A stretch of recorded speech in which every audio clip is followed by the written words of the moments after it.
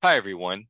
In this video, I will be giving a demonstration of some pre-processing steps that you might utilize in the context of multi-level modeling with RStudio.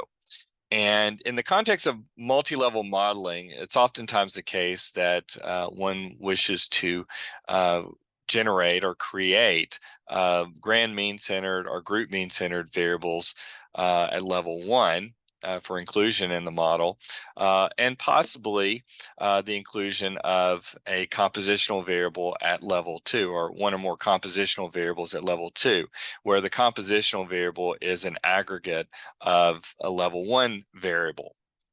So in this video presentation, I'm not going to be showing you how to run the analyses or multi-level analyses. The main focus in this video is on the practical side of creating these types of variables for inclusion in your multi-level model. So the code that I will be covering was actually discussed in chapter 6 of Huang's book. This is actually 2023 book called Practical Multi-Level Modeling Using R. And so just kind of to give a little shout out for this book, it's a really good introduction to multi-level modeling with R. So if you're just getting acclimated to this, or it also has a lot of demonstrations in there that you might find just as a general R user. So at any rate, we're going to be kind of referring to some of the code that's discussed in chapter 6 of this book. And the data that we're going to be using is actually based on, is essentially a subset of the data that he uses in chapters 2 through 4. Basically, chapter 2 is kind of the random intercept null model. Chapter 3 basically covers models that contain level 1 and level 2 predictors, and then chapter 4 contains cross-level interactions and random slopes. So again, we're not going to be running those analyses here, but we're utilizing a subset of the data that he utilized in those demonstrations. So we're just using a subset of the variables and a subset of cases. And what I've done for this demonstration is to add to essentially take the level 1 predictor that he uses and create some missing data. So I did that intentionally because I wanted to demonstrate how these functions that we're going to be using can be is useful in the context of missing data. Oftentimes when you're working with large data sets where you might be utilizing multi-level modeling, there will be missing data. And so if you don't use the correct approaches when you are creating these variables, if your syntax is off in certain ways, then what can happen is either you end up not creating the variable, or you end up creating variables that maybe have nothing but NAs, basically indicating missing values, where there shouldn't be.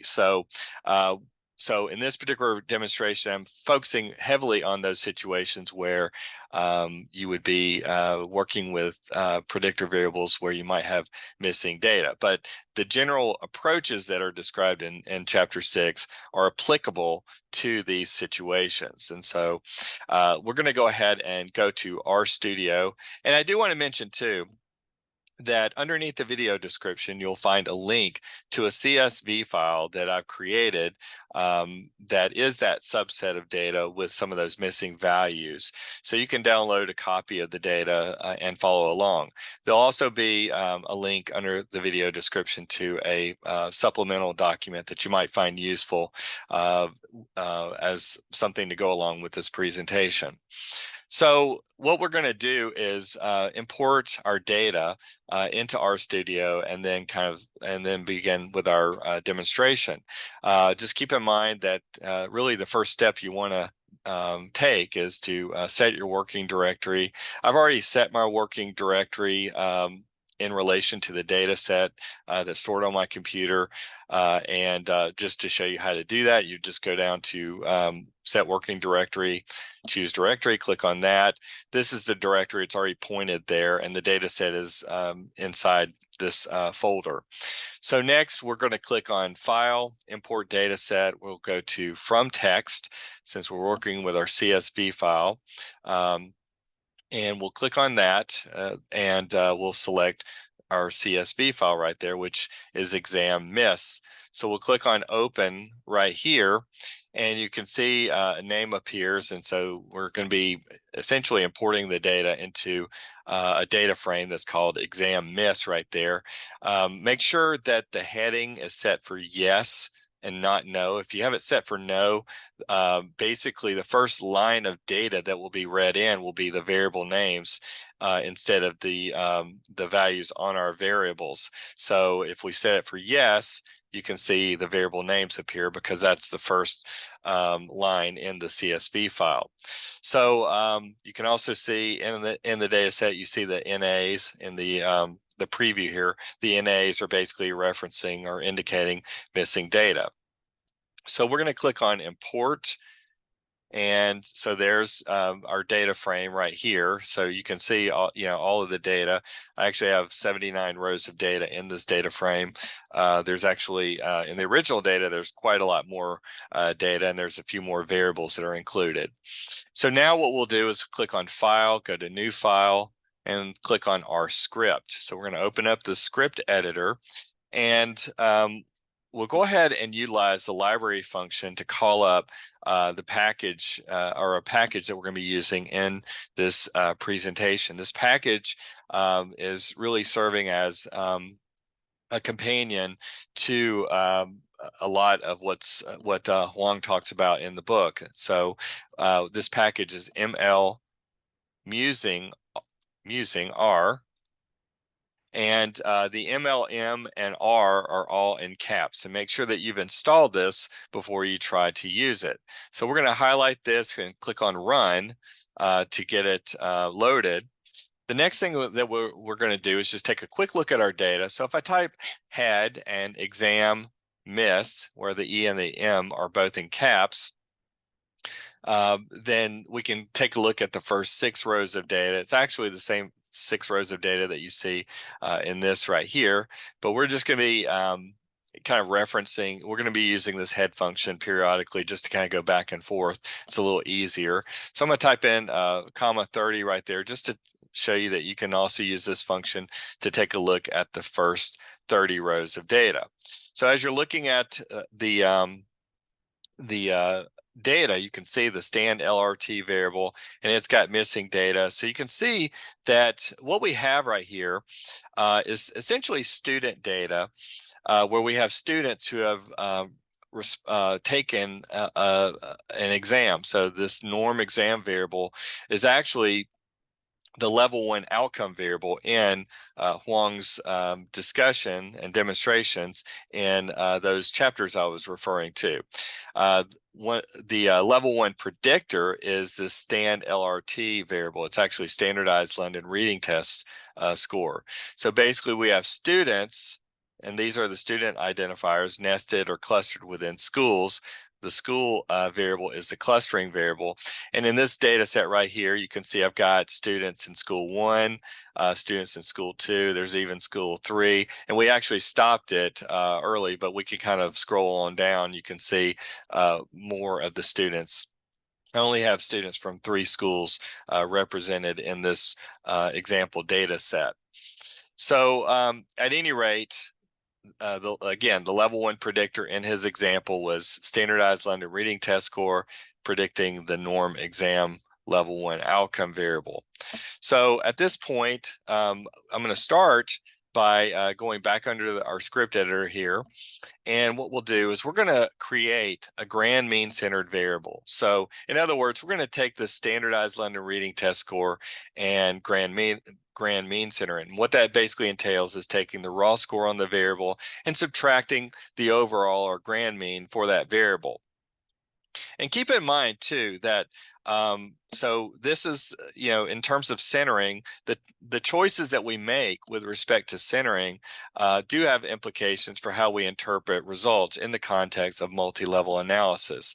So right now I'm showing you how to perform grand mean centering. Later I'll show you how to perform group mean centering. So at any rate, you'll notice that again we have these values on, for some cases, for that variable that are missing. And so we want to be sure that we are using the correct code that will generate a variable that it will have missing data on that centered variable, but there won't be missing data on all the variables. And I'll show you how a mistake can translate into the latter. So what we'll do is we're going to type in exam miss with the E and the M in caps, $, then stand LRT in caps, underscore, I've got GR, then ME, and then a C right there. The M and E are both in caps. So then we'll type in use the assignment operator. That's just a less than sign followed by a hyphen. And then I'm going to type in exam miss $, stand LRT, then minus mean, and inside the parenthesis exam miss $, stand LRT again, comma NA period RM, set that equal to true, or you can use T right there for true. Now, let me just kind of give you a brief rundown of what all this means. So what you have right here, everything to the right involves the computation of a new variable.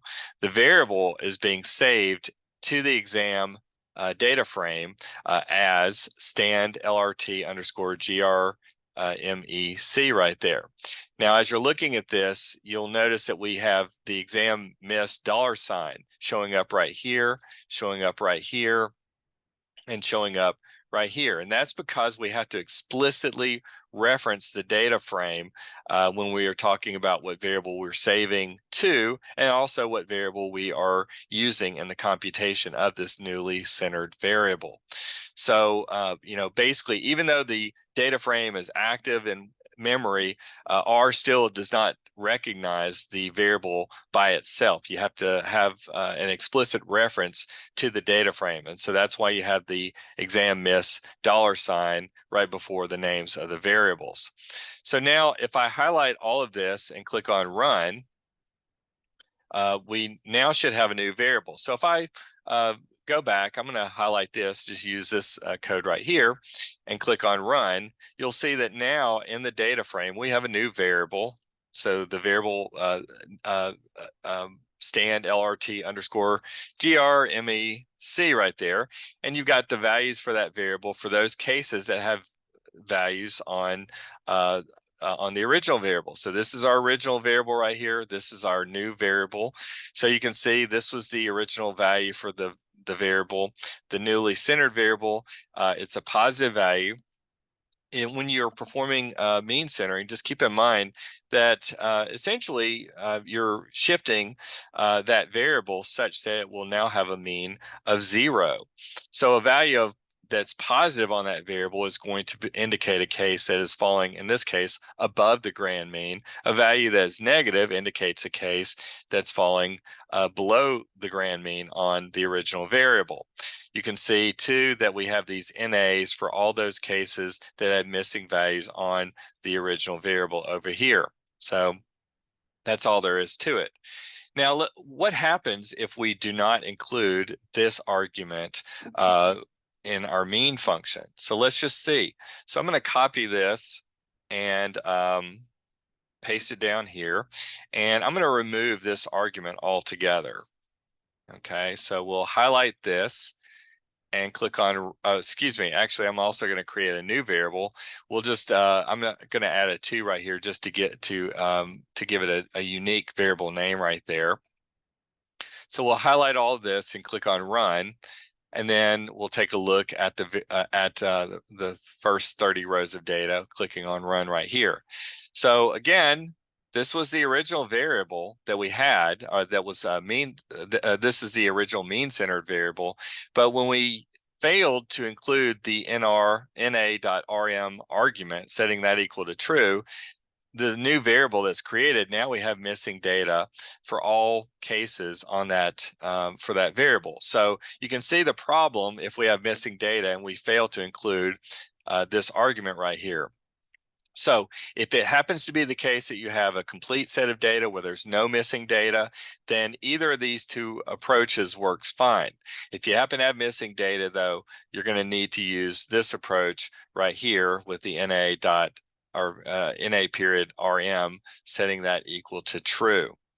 Okay, so at this point, we're going to shift gears a little bit and talk about how to create a compositional variable at level 2. So, and what I mean by that is that we're going to take the original standardized London reading test score, and we're going to compute the group mean or the cluster mean, or in this case, our school mean for that variable for each school. And then each row of data, we're going to create a new variable where each row of data for that variable is going to be the same for all students, or each value on that variable is going to be the same for all students within the school. So that's our compositional variable.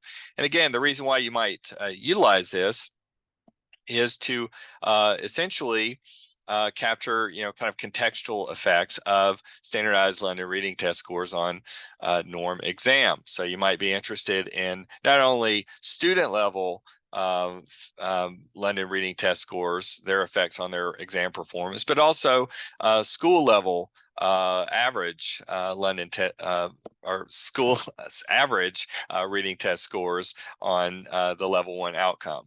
So that's the basic idea. So to do this, we're going to start out with a function that is associated with the ML using R package. That function is group mean. Or group underscore mean. So at this point, I'm going to create a new variable. I'm going to first reference my data frame again, exam miss, $. Then I'm going to type in stand LRT underscore group means 1. So this is another really long variable name here, but I'm trying to be quite explicit in doing this. We have our assignment operator. Then I'm going to type in group underscore mean. So again, this function right here is associated with this package. So we'll type a parenthesis here, and we're going to refer again back to our original variable, which is the original standardized London reading test score. So we still have to reference the name of the data frame. So at this point, we'll type in exam miss $, stand LRT, then comma, and then we need to reference our level 2 identifier. So remember that our level 2 variable, or clustering variable, is school. So this is going to be the variable that's going to be referenced now. So we still have to reference the name of the data frame, exam miss, $, and then school. Okay, so at this point, we have everything we need. So we'll go ahead and highlight all of this and click on run. And then we will go ahead and use our head function again just to take a look. And so now you can see that we've got this new variable that's been added to our data frame right here. As you can see, everything's kind of bled over into this next set of our output down here. So these are the school means. So you can see that within the first school, so the first number of cases right here, you can see that the school mean was 0.3343710. The second school mean is 0.1907745. Third school mean is actually 0.5229138.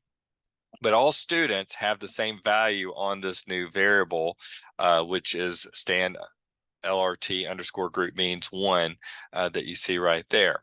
So we could also accomplish the same thing using the AVE function associated with the base R package. So in this case right here, rather than typing all of this, I'm going to take this name down here, and I'm going to call it end it with group means 2. We'll use our assignment operator, and then we'll type in AVE. And inside parenthesis, we'll type in exam miss as before, $, stand LRT, then comma. And the next thing that we will do is we're going to refer to the name of our clustering variable, which again is exam miss $school, then comma. I'm going to go to the next line here to continue things a bit, and we'll type in capital FUN equals, and then we're going to type in function, and inside parenthesis we'll type a Z. Then we'll follow that up with a space, and then mean, we're going to use the mean function again and type in Z, comma, and then type in NA period RM, set that equal to true. So as you're looking at this, keep in mind that we have the AVE function that's contained between the outer and the outer parentheses, and then you can see we have functions that are contained within. So you got function Z right there, and then you've got this mean function again that's going to look a lot like what we had seen up here. Okay, so now if I highlight this and click on run, we'll take another look at our data. So I'll also highlight head right here. And so now you can see that we've got, the same variable should appear. Basically, that's the 1 and 2 right there. And you can see the values are exactly the same. So you have either option you can use when it comes to creating group means for your level 2 compositional variable. And so basically, that's all there is to it. Okay, the next thing I want to show you is how to create a group mean centered variable. So we've already talked about how to create the grand mean centered variable, now the group mean centered variable. So the group mean centered variable, the basic idea is that we would take the original variable and subtract not the grand mean, but the means that we just computed, which are contained in this column right here. So we can do this in a couple of ways. One is to use another function associated with the ML Musing R package, and that is called group center. So to do that, what we'll do is we're going to type in, we'll create a new variable down here. I'm going to call it exam miss stand LRT underscore group capital MC1. So in this case, that's our new variable name. We're going to type in our assignment operator, then we're going to use the function group underscore center. So this is the new function that's associated with that package. We'll now type in exam miss $stand LRT as we have done before, and then we'll reference the grouping or clustering variable. So we'll type in exam miss $school right there. So at this point, that's all there is needed. So we'll highlight this, click on run, and we can take a quick look at the data. We'll just go back and highlight that using the head function again. And so now you can see that we've got our group mean centered variable. So as you can see, we've got values for those cases with values on the original variable. Cases that had missing values will still receive the NA. As you can see right there. One final approach that you can use, we already have the original values on the variable. Again, stand LRT. We also have created a column of means right here for our variable. Okay, so we used a couple of ways to do this, but it's the same values for representing the means for the groups on that variable. So another option then might just simply be to type in exam miss $stand LRT underscore group. We'll call it MC2 right here. We'll use our assignment operator, and then we'll just type in exam miss $stand LRT minus, and then we'll refer to the group means variable that we just computed. So we have either option down here would be fine. So basically variables that we created above. So what I'll do in this particular case right here is, or I should have referenced these are the correct variables right here. Sorry about that. So in this case, I'm just going to take this right here. I'm going to copy it and paste it in. And so now you can see that we are just taking the raw scores and explicitly subtracting the group means right here. So if I highlight this, click on run, I'll also use the head function yet again, just to take a look. And so you can see those values showing up right here. Those are the same values that we just computed using the previous group underscore center function associated with the ML Musing R package. Okay, so that's going to pretty much wrap up this video presentation. I hope you found this useful. Thanks for watching.